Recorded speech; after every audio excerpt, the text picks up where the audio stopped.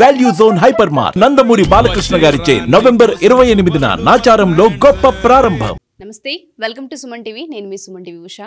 2025 సంవత్సరానికి సంబంధించి 12 రాశుల వారు అసలు ఏ విధంగా ఉండబోతుందో ప్రత్యేకించి అడుగుతూ ఉంటుంటారు. ఎస్పెషల్లీ 12 నెలల్లో కనుక మనం చూస్తే ఏ నెల కలిసి వస్తూ ఉంటుంది, వ్యాపారంలో కావచ్చు, సంతానంలో కావచ్చు, లేదంటే వివాహానికి సంబంధించి కావచ్చు, పెట్టుబడులు పెట్టొచ్చా, సంతానం విషయంలో ఈ టైంలో మేము డెసిషన్ తీసుకోవచ్చా, వివాహానికి సంబంధించి మేము అప్రోచ్ అవ్వచ్చు అని అడుగుతూ ఉంటుంటారు. అండ్ దాంతోపాటు రిలేషన్షిప్ ఎవరైతే భార్యాభర్తలు ఉంటుంటారో మాకు ఏ విధంగా ఉంది, ఒడిదుడుగులు కనిపిస్తూ ఉన్నాయి అని మాట్లాడే వాళ్ళు ఉంటూ ఉంటారు. సో సంవత్సరాంతం ఏ విధంగా ఉండబోతుంది, ఏ ఏ విషయాలలో జాగ్రత్తలు వహించాలి, పెట్టుబడులు ఏ ఏ నెలలో పెడితే కలిసి వచ్చే అంశాలు ఉన్నాయి అన్న విషయాలపైన మనతో పాటు జంధ్యాల లత గారు ఉన్నారు. ఆవిడని అడిగి తెలుసుకుందాం. నమస్తే లత గారు. నమస్తే అమ్మా. 2025 మిథున రాశి వారికి అసలు ఏ విధంగా ఉండబోతుంది అంటారు? ప్రత్యేకించి ఈ సంవత్సరాంతంలో కనుక మనం చూసుకుంటే ఏ ఏ మాసాల్లో కలిసి వచ్చే అంశాలు ఉన్నాయి, ఆరోగ్యం పట్ల, వివాహం పట్ల, సంతానం పట్ల, ఆర్థికం పట్ల ఎక్కువ అడిగేది ఇదే. సో ఏ విధంగా ఉండబోతుంది అంటారు? మెయిన్గా ఈ సంవత్సరం అంతా కూడా మిథున రాశి వారు దేని మీద ఫోకస్ చేస్తారు అనే దాన్ని గమనిద్దాం. ఇప్పుడు ఈ రాశి వారికి మనం చాలా ముఖ్యంగా చెప్పుకోవాల్సినవి 3 విషయాలు ఉన్నాయి. ఒకటి ఏమిటి అని అంటే వారి సంతానం గురించి, రెండోది ఏంటి అని అంటే వివాహం కాని వారు, వివాహ ప్రయత్నాలు చేస్తున్న వారికి అనుకూలత, అలాగే ఎవరైనా లవర్స్ ఉన్నారు వాళ్ళు కూడా పెద్దవాళ్ళని ఒప్పించి పెళ్లి చేసుకోవాలి అనుకుంటున్న వాళ్ళు ఉంటారు కదా, వాళ్ళకి అనుకూలత. విద్యార్థులకు ఎవరికై ఉన్నారో వారికి కూడా చాలా వరకు అనుకూలంగా ఉంటుంది.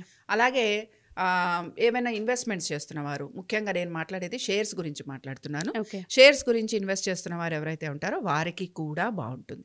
ఇక్కడ మెయిన్గా వీళ్ళలో వచ్చే ఒక ప్రాబ్లం ఏంటి అని అంటే ఉద్యోగాల్లో వీరికి ఎక్కువగా స్థిరత్వం రాదనమాట. ఏదో ఒక దానిలో మారుతూ ఉంటారు, చేర్పులు చేసుకుంటూ ఉంటారు. ఒక రకమైన డిస్సాటిస్ఫాక్షన్ అనేది వీళ్ళకి కనపడుతూ ఉంటుంది.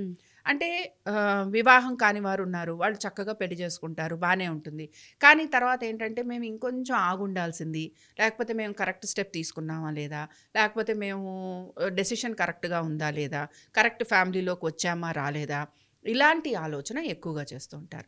బట్ నేను అనేది ఏంటంటే ఈ ఆలోచన అనేది పక్కన పెట్టి చక్కగా భార్యాభర్తలు కలిసి ఉండే ప్రయత్నం చేయాలి. మిస్అండర్స్టాండింగ్స్ వస్తాయి, మిస్అండర్స్టాండింగ్స్ రాకుండా మేనేజ్ చేసుకోవాలి. వచ్చినా కూడా కొంచెం సర్దుబాటు ధోరణి చేసుకుంటే అక్కడ గురువు గారు కాపాడేస్తారనమాట. అంటే గురువు ఆ రాశిలోకి వస్తాడు కనుక చాలా వరకు వాళ్ళకి హెల్ప్ఫుల్గా ఉంటాడు. కాబట్టి వివాహానికి సంబంధించి బాగుందనుకున్నాం, ప్రేమికులకి బాగుందనుకున్నాం, విద్యార్థులకి బాగుందనుకున్నాం. ఇప్పుడు ఆర్థికంగా మాట్లాడదాం. ఆర్థికమైన విషయాల దగ్గరకు వచ్చేటప్పటికి కాన్సన్ట్రేషన్ అంతా కూడా అక్టోబర్ నుంచి డిసెంబర్ వరకు ఎక్కువగా ఉంటుంది.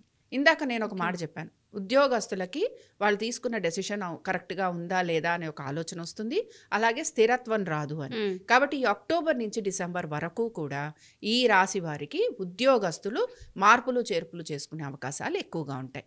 ఈ లోపల వీళ్ళు ఏదైనా మారదామన్నా చేద్దామన్నా ప్రయత్నం కనపడుతూ ఉంటుంది తప్ప రిజల్ట్ మాత్రం కనిపించదు. కాబట్టి రిజల్ట్ రావాలి అని అంటే అక్టోబర్ నుంచి డిసెంబర్లో ఈ లోపల వీళ్ళకి రిజల్ట్ వస్తుంది, మారుతారు.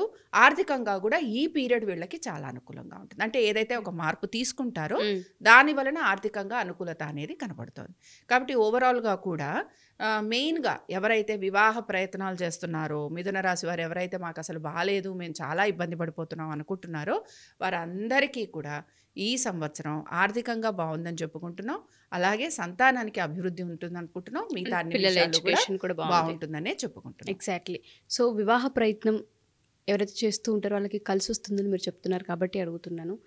ఈ సంవత్సరం మొత్తంలో ఏ మాసంలో దీనికి సంబంధించిన డెసిషన్ తీసుకుంటే అనుకూలత ఉండే అవకాశం ఉంటుంది అంటారు లత గారు? వీళ్ళు మే నుంచి ఆల్మోస్ట్ అక్టోబర్ వరకు, మే నుంచి అక్టోబర్ వరకు బాగా కలిసి వచ్చే కాలం. తర్వాత వీళ్ళకి కొంచెం స్లో డౌన్ అవుతుంది అక్టోబర్ నుంచి డిసెంబర్ వరకు. తర్వాత మళ్ళీ డిసెంబర్ నుంచి వీళ్ళకి అనుకూలంగా ఉంటుంది.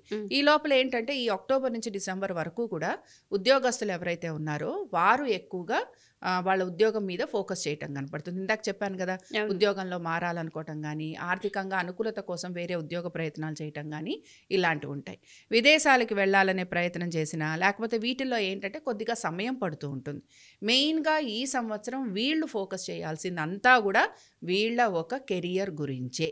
మిథున రాశి వాళ్ళు స్పెషల్లీ దీని మీదే ఫోకస్ చేయాలి. ఇంకా దేని గురించి వీళ్ళు పట్టించుకోకర్లేదు. వీళ్ళు కనుక మిథున రాశి వాళ్ళు కెరియర్ మీద ఫోకస్ చేస్తే ఆటోమేటిక్గా వాళ్ళందరికీ కూడా థింగ్స్ అనేవి ముందుకు వెళ్ళిపోతూ ఉంటాయి. డెఫినెట్గా. Thank you ma'am. Thank you so much. నమస్తే.